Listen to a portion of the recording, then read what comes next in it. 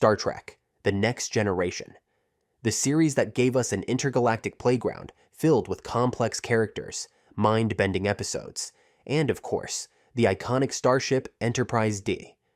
For many Trekkies, the Enterprise feels as familiar as a second home. We know every corridor, every workstation, and, most importantly, the main bridge where Captain Picard ruminates in his signature "make it so" tone. But wait, there's more to this starship than the galactic command hub we've come to adore. Tucked away and rarely seen by fans is the Enterprise's second bridge, quaintly known as the Battle Bridge. This isn't just a plot device for dramatic effect.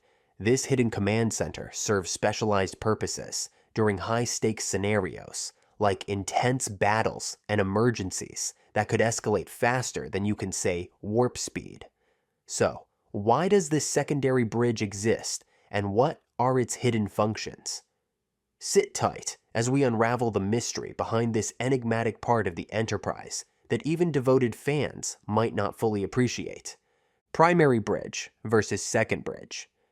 When you hear the bridge in Star Trek: The Next Generation, your mind probably jumps to that iconic, panel-filled command center where Captain Jean-Luc Picard delivers his legendary orders. This primary bridge, located right at the top and front of the saucer section, is the nerve center of the USS Enterprise-D. It's polished, spacious, and has an air of authoritative elegance about it, just like a well-tailored Starfleet uniform. Here, crucial decisions are made, from negotiating peace treaties to exploring strange new worlds. However, that prime location, quite literally sitting on top of the ship, brings with it some glaring vulnerabilities. Imagine getting hit by a photon torpedo when lounging with a cup of Earl Grey, and suddenly that magnificent view of the stars isn't as charming. Enter the often overlooked, mysterious, and rarely seen second command center, the Battle Bridge. Its very name hints at its primary function, handling situations when things get dicey. But why don't we see it more often? Well, it serves as a sort of emergency bunker. Lower down in the more armored stardrive section of the ship, it's designed for enhanced protection. It's the go-to spot during high-stake combat scenarios, especially when the saucer section, where the primary bridge is located, and stardrive section, where the battle bridge is found, need to operate independently. The battle bridge isn't just a backup, it's a tactical upgrade. It's constructed for resilience, with fewer panoramic windows, because who needs a stellar view when you're dodging disruptor fire? The setup feels more utilitarian, packed with fortified systems and strategic displays. In theory, if a confrontation gets too intense and the saucer separates, Captain Picard and his crucial officers would hunker down here, strategically managing warfare away from the delicate parts of the ship. It's like moving from the penthouse to the panic room. Not as flashy, but certainly more secure when the phasers start blasting. Despite its crucial role, the Battle Bridge makes only fleeting appearances in the series. Each time it does, it underscores the gritty realism of space danger in the Star Trek universe. While the primary bridge is all about poise and visibility, the Battle Bridge is prepared for the darker side of spacefaring, proving that sometimes the best strategy is to have a hidden ace in your deck, or, in this case, a backup bridge in your starship. Functions of the second bridge: protected command center. When the stakes were astronomical, pun intended, and the phasers started flying, the Enterprise-D crew often turned to the hidden gem of their starship, the Battle Bridge. Unlike the primary bridge, with its spectacular yet exposed panoramic view from Deck 1, the Battle Bridge resides snugly on Deck 8, wrapped in layers of additional protective hull. Think of it as the ship's equivalent of a panic room, but with warp capabilities and photon torpedoes. In high-risk scenarios, the decision to migrate key personnel to the Battle Bridge was akin to sending them to a fortified bunker. Imagine commanding a space skirmish from behind a bulletproof glass while sipping your favorite Earl Grey tea. Relaxing, it's not. The enclosed utilitarian design of the Battle Bridge strayed far from the luxuriously open layout of its Deck 1 counterpart. Here, functionality took precedence over form. a necessity when you're up against Romulans or the relentless Borg. The process of relocating to the battle bridge wasn't casual, like switching rooms at a hotel. It involved a calculated procedure, often triggered during ship separation maneuvers. The ship's saucer section, which houses the civilian population, would detach, leaving the more combat-ready stardrive section commanded from the battle bridge. This shift wasn't just about reallocating their geographical presence. It was a strategic pivot to ensure the safety and resilience of command operations. This transition also meant moving critical decision-makers away from the most targeted spot on the ship. By having this second sanctuary, the Enterprise could sustain hits from adversaries without jeopardizing the chain of command. An unscathed captain means a still effective ship. And in the boundless frontiers of space, that distinction can affect the survival of the entire vessel.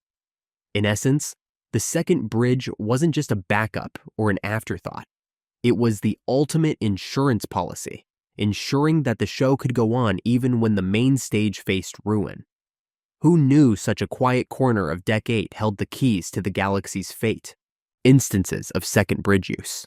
While the grandeur of the primary bridge captivates most of our attention in the USS Enterprise-D, the battle bridge slips into screen time only when the plot thickens with high stakes and imminent peril.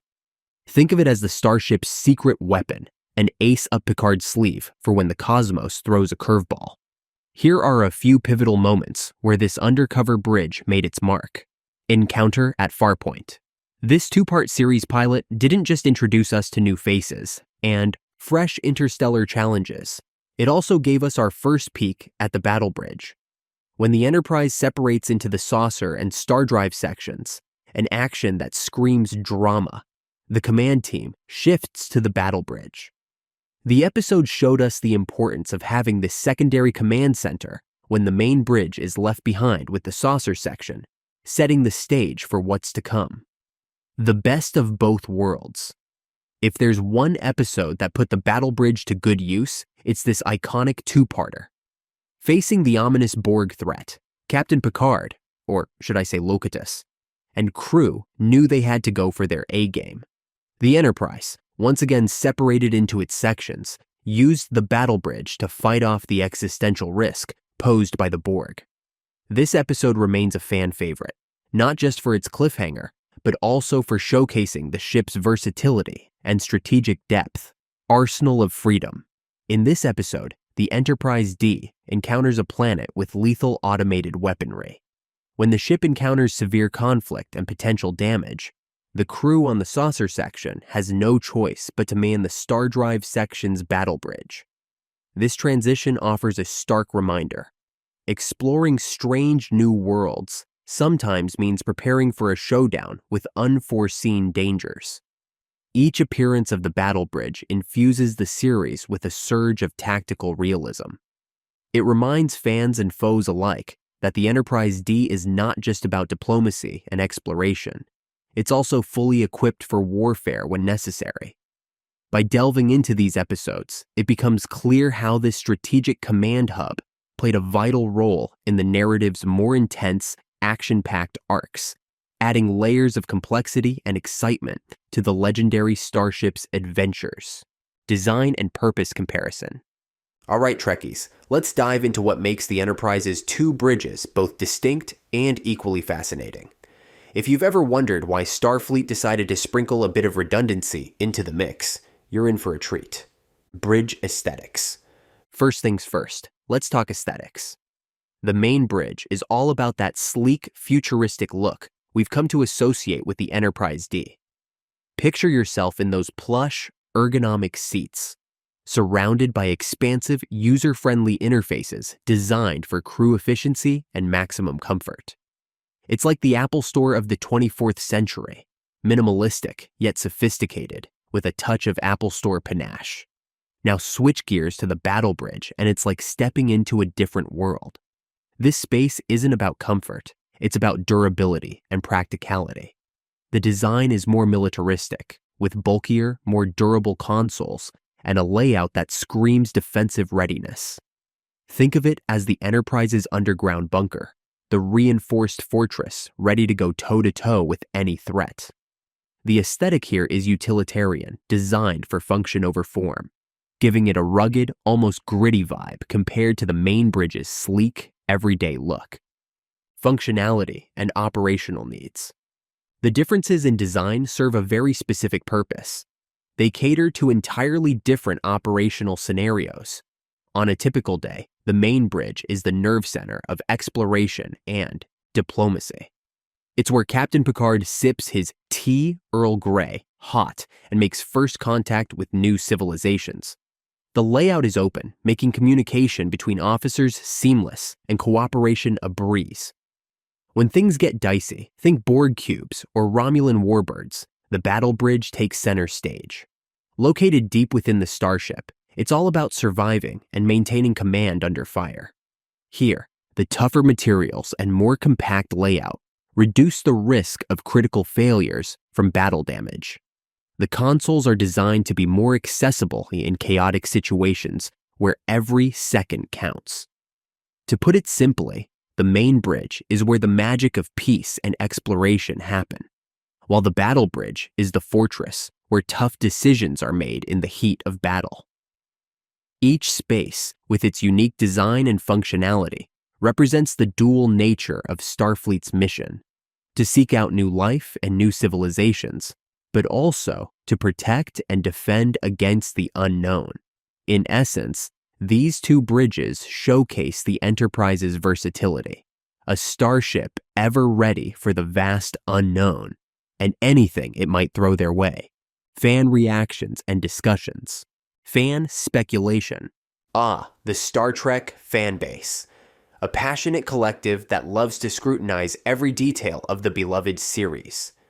When the battle bridge was introduced, the reaction was naturally one of intrigue and endless speculation. Message boards and fan conventions buzzed with questions like, why isn't the battle bridge used more often? And is it really safer or just a plot device? Reactions and theories. The fans didn't hold back their theories. Some speculated that the second bridge was an insurance policy against plot holes, a way for writers to cleverly sidestep the bridge goes boom trope. Others debated over the practicalities.